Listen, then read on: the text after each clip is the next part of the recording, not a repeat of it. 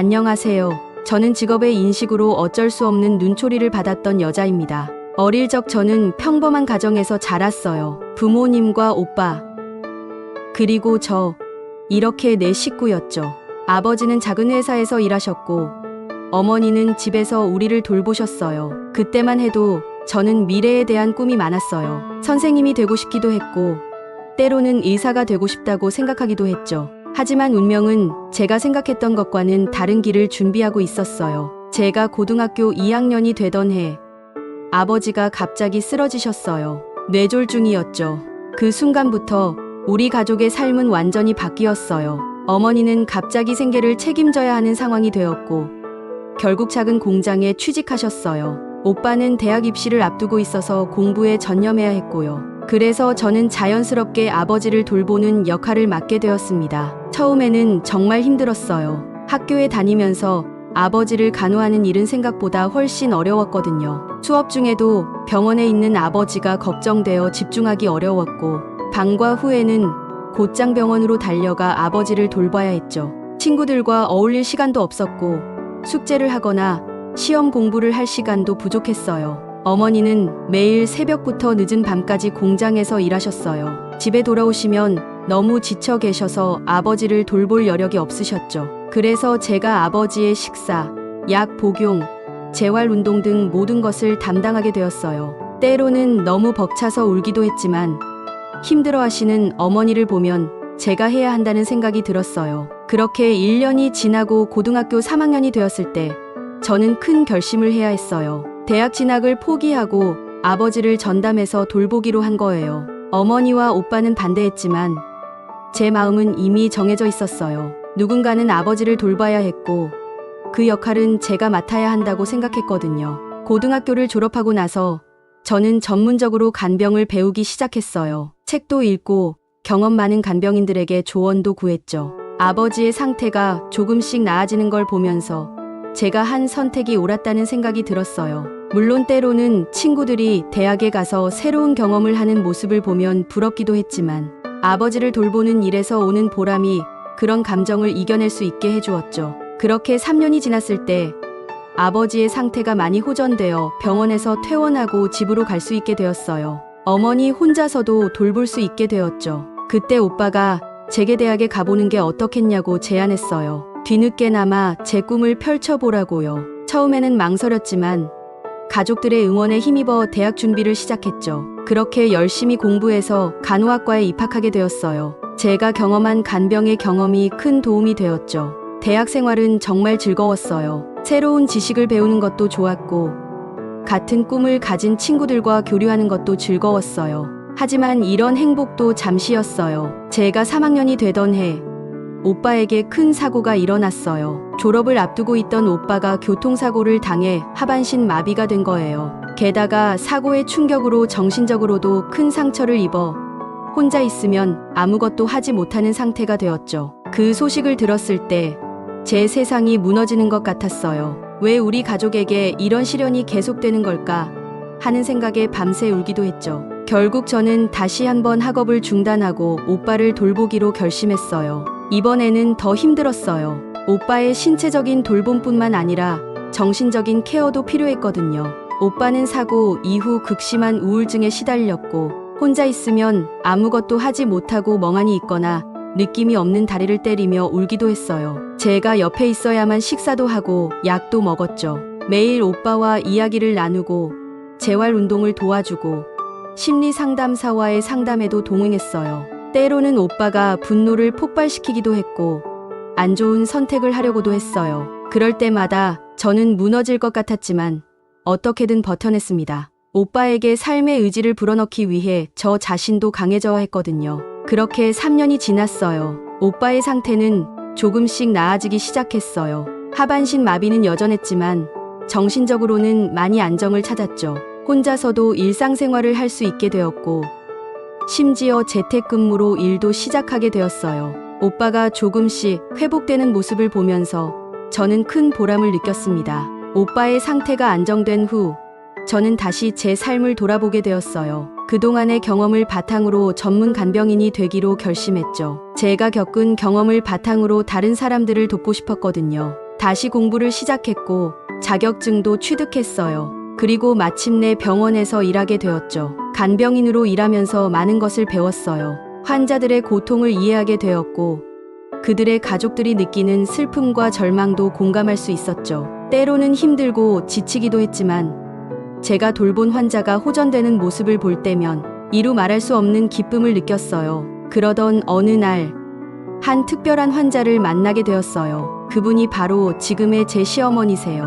처음 뵈었을 때는 그분이 제 인생을 바꿀 분이 될 줄은 꿈에도 몰랐죠. 시어머니는 척추 손상으로 인한 만성 통증과 부분적인 마비 증상으로 병원에 입원해 계셨어요. 나중에 알게 된 사실이지만 시어머니는 이미 여러 병원을 전전하신 상태였어요. 안타깝게도 그동안 만난 간병인들 중에는 불친절하거나 전문성이 부족한 분들도 있어서 간병인에 대한 신뢰가 많이 떨어진 상태였죠. 제가 담당 간병인으로 배정되었을 때 시어머니의 표정에서 경계심이 느껴졌어요. 처음에는 저를 차갑게 대하셨고 제 도움을 거부하기도 하셨죠. 하지만 저는 포기하지 않았어요.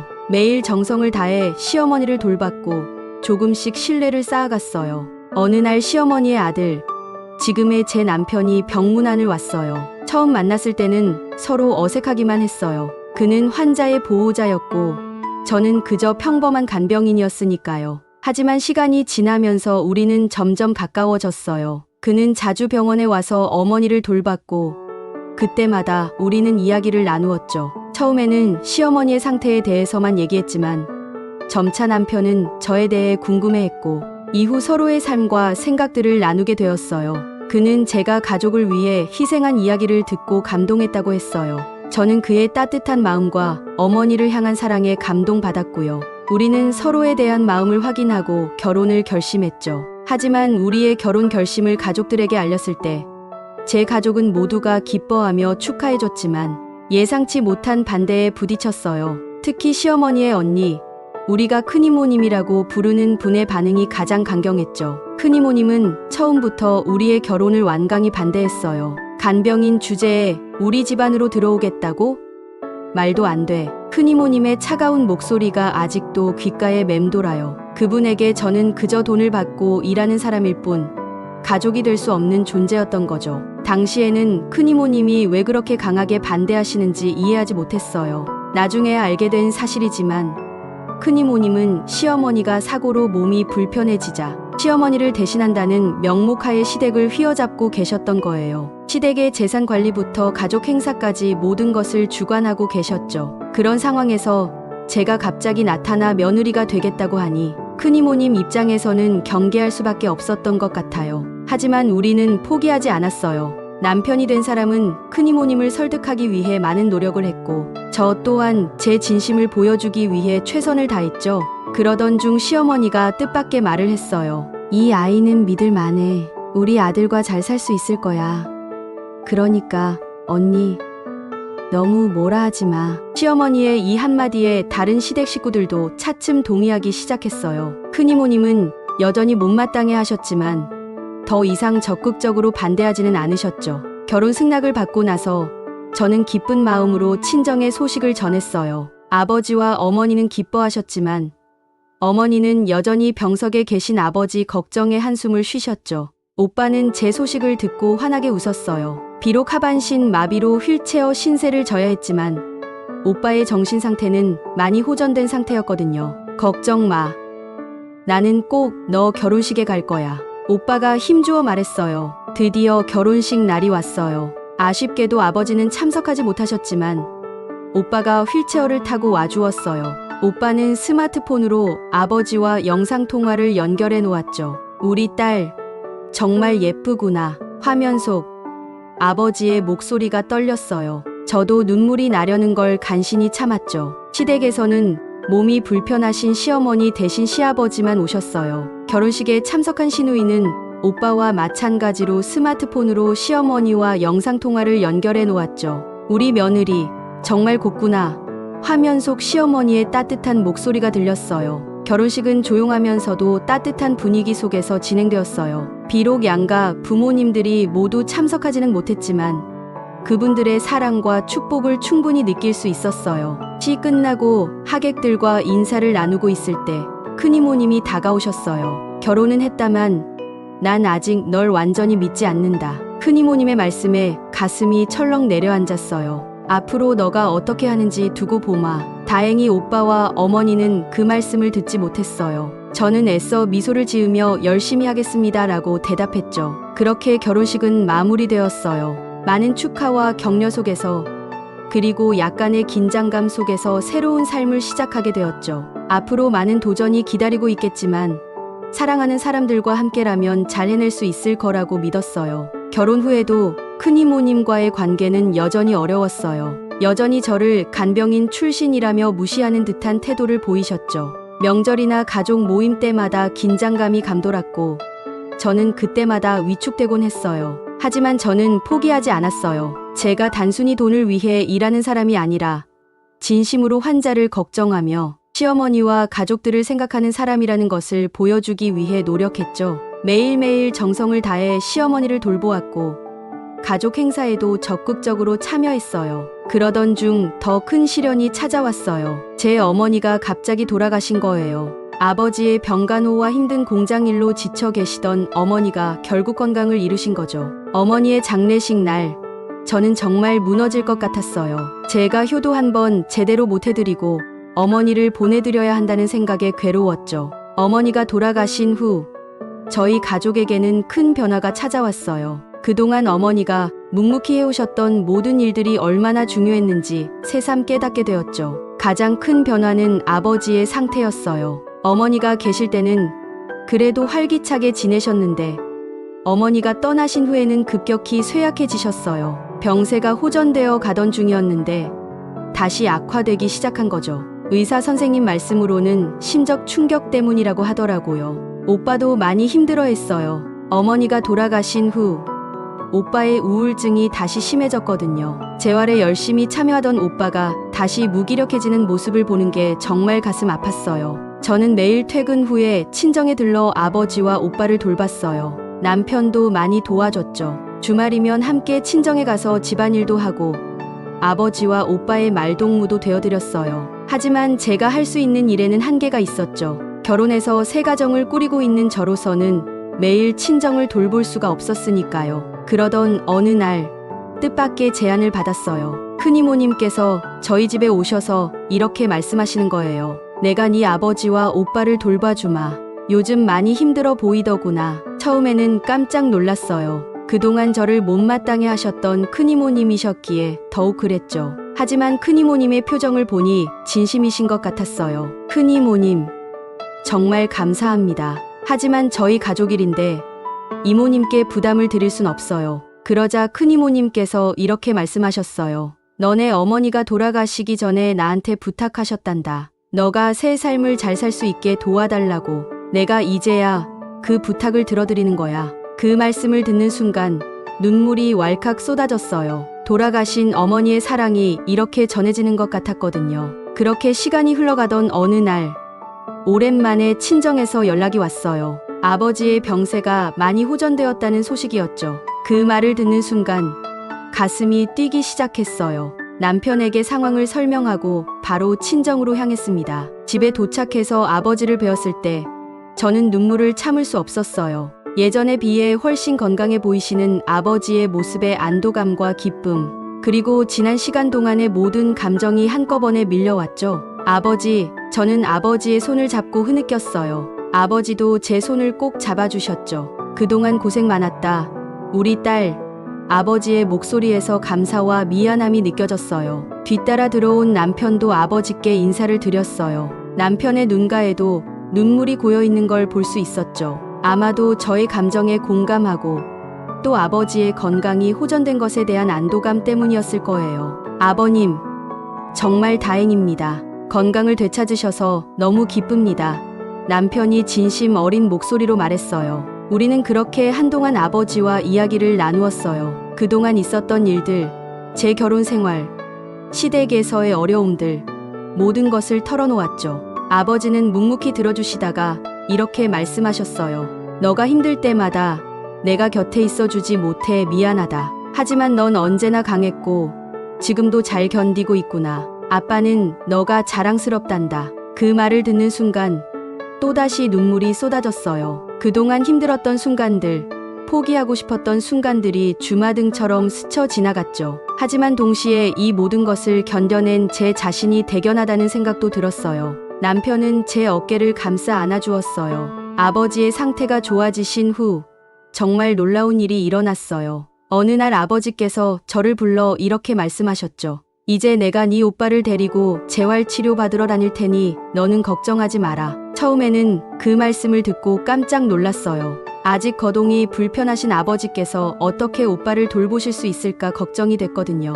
하지만 아버지의 굳은 의지를 보고 결국 동의할 수밖에 없었죠. 아버지의 말씀을 듣고 나서 저는 며칠 동안 아버지와 오빠의 재활치료 동행을 결심했어요. 아버지의 힘든 모습을 보니 마음이 아팠거든요. 첫 며칠간 저는 아버지와 오빠와 함께 재활치료 센터로 향했습니다. 특히 센터 입구의 경사로가 가장 큰 문제였죠. 아버지께서는 아직 힘이 부족해서 오빠의 휠체어를 밀기가 힘드셨어요. 그래서 제가 오빠의 휠체어를 밀어 경사로를 올라갔죠. 하지만 셋째 날, 우리가 센터에 도착했을 때 뜻밖의 일이 있었어요. 치료센터의 한 직원이 우리에게 다가와 이렇게 말씀하시는 거예요. 매일 이렇게 힘들게 오시는 걸 봤어요. 앞으로는 제가 도와드리겠습니다. 도착하시면 연락 주세요. 시간 되는 대로 나와서 휠체어 올리는 걸 도와드릴게요. 그 말을 듣는 순간 정말 감동이었어요. 아버지도 놀라신 듯했지만 곧 감사의 말씀을 전하셨죠. 정말 감사합니다. 큰 도움이 될 것 같아요. 그 후로 아버지와 오빠는 센터에 도착하면 직원분께 연락을 드리고 그분이 나와서 휠체어를 밀어주셨어요. 아버지는 난간을 잡고 천천히 따라 올라가셨고요. 아버지와 오빠의 재활은 꾸준히 진전을 보였어요. 매일 아침 아버지와 오빠는 함께 재활센터로 향하셨죠. 시간이 지나면서 조금씩 눈에 띄는 변화가 생겼어요. 아버지의 걸음걸이가 훨씬 안정되었어요. 처음에는 지팡이에 많이 의지하셨지만 이제는 짧은 거리는 지팡이 없이도 걸으실 수 있게 되셨죠. 걸음 속도도 조금씩 빨라졌고 자신감 있게 걸으시는 모습을 보니 정말 다행이었어요. 오빠의 변화도 놀라웠어요. 처음에는 스마트폰처럼 가벼운 물건만 잠깐 들 수 있었지만 지금은 놀랍게도 휠체어를 혼자서 어느 정도 움직일 수 있을 만큼 상체 근력이 좋아졌어요. 아직 완전히 회복된 건 아니지만 그래도 이 정도의 발전만으로도 우리 가족에겐 큰 희망이 되고 있어요. 얼마 지나지 않아 시어머니와 단둘이 이야기를 나눌 기회가 있었어요. 그날 시어머니께서 저를 불러 이런 말씀을 하셨죠. 이제 결혼한 지도 좀 됐는데 우리 며느리 생활은 어때? 불편한 건 없니? 저는 솔직하게 대답했어요. 아직은 모든 게 새롭고 적응 중이에요. 하지만 어머니와 가족들이 잘 챙겨주셔서 큰 어려움은 없어요. 시어머니께서는 따뜻하게 미소 지으시며 말씀하셨어요. 너가 우리 아들 며느리가 돼서 정말 다행이야. 처음 널 간병인으로 만났을 때부터 너의 진심이 느껴졌단다. 여러 병원을 다니면서 많은 간병인을 만났지만 너처럼 진심으로 환자를 대하는 사람은 처음이었어. 그 말씀에 저는 감동받아 눈시울이 붉어졌어요. 시어머니께서는 제 손을 잡으시며 계속 말씀하셨죠. 이제 넌 간병인이 아니라 우리 가족이야. 앞으로 살면서 힘든 일도 있겠지만 걱정하지 마. 엄마가 항상 네 편이 되어줄게. 우리가 함께하면 무엇이든 잘 해낼 수 있을 거야. 저는 눈물을 참으며 대답했어요. 감사합니다. 어머니, 저도 어머니와 우리 가족을 위해 최선을 다하겠습니다. 시어머니께서는 다정하게 웃으시며 말씀하셨어요. 그래, 우리 서로 의지하면서 잘 살아보자. 그리고 앞으로 아이도 낳고 하면 더 바빠질 텐데 그때는 내가 많이 도와줄게. 너무 부담 갖지 말고 언제든 도움이 필요하면 말해. 그날의 대화 이후로 시어머니와 저의 관계는 더욱 가까워졌어요. 제가 시어머니의 담당 간병인으로 일하는 시간이 길어지면서 시어머니와 저의 유대감은 더욱 깊어졌죠. 어느 날 오후 평소처럼 시어머니의 병실에서 간호를 하던 중이었어요. 혈압을 체크하고 약을 드리는 일상적인 업무를 마치고 나서 문득 제 고민을 털어놓고 싶다는 생각이 들었어요. 어머니, 제가 고민이 있어서 상담 좀 드리고 싶은데 괜찮으세요? 제가 조심스럽게 말을 꺼냈어요. 시어머니께서는 병실 침대에 기대어 앉으신 채로 따뜻한 미소를 지으시며 대답하셨어요. 그럼 당연하지. 무슨 일인지 말해봐. 며느리가 나를 이렇게 잘 돌봐주는데 내가 들어줄 수 있는 건 기쁘게 들어줄게. 저는 시어머니의 이불을 정리해드리며 깊은 숨을 들이쉬고 말씀드렸어요. 사실 큰이모님을 찾아뵙고 싶어요. 아버지와 오빠를 잘 돌봐주신 것에 대해 감사 인사를 드리고 싶거든요. 시어머니의 표정이 살짝 걱정스러워 보였어요. 그래. 하지만 걱정되긴 하네. 언니가 너를 반갑게 맞아주실지 모르겠어. 저는 고개를 끄덕였어요. 저도 그게 걱정이에요. 하지만 이대로 관계를 계속 냉랭하게 유지하고 싶지 않아요. 제가 먼저 다가가면 뭔가 달라질 수 있지 않을까요? 시어머니께서는 잠시 생각에 잠기셨다가 말씀하셨어요. 용기가 필요한 결정이구나. 하지만 너의 마음이 그렇다면 한번 시도해보는 것도 좋을 것 같아. 다만 주의할 점이 있어. 네. 어떤 점들인가요? 저는 귀를 기울였어요. 시어머니께서는 천천히 말씀하셨어요. 우선 내 언니의 성격을 잘 알잖니. 처음에는 조금 냉담할 수도 있어. 그럴 때 너무 상처받지 말고 이해하려 노력해야 해. 그리고 너의 진심을 전하는 데 집중하렴. 과거의 일들은 되도록 언급하지 않는 게 좋을 거야. 저는 고개를 끄덕이며 시어머니의 말씀을 주의 깊게 들었어요. 그리고 무엇보다 중요한 건 네 자신을 지키는 거야. 감사 인사를 드리러 가는 거지만 그렇다고 해서 너의 존엄성을 잃으면 안 돼. 상대방을 존중하되 너 자신도 존중받아야 해. 시어머니의 말씀에 저는 깊이 공감했어요. 네, 알겠습니다, 어머니. 조심하면서도 진심을 전하도록 노력할게요. 그리고 마지막으로 한 가지 더. 결과에 너무 연연하지 마. 너가 할 수 있는 최선을 다하는 것. 그게 가장 중요해. 언니의 반응이 어떻든 너 자신을 자랑스러워해도 돼. 시어머니의 말씀에 저는 눈시울이 붉어졌어요. 정말 감사합니다, 어머니. 어머니의 조언 덕분에 용기를 낼 수 있을 것 같아요. 시어머니께서는 제 손을 따뜻하게 잡아주셨어요.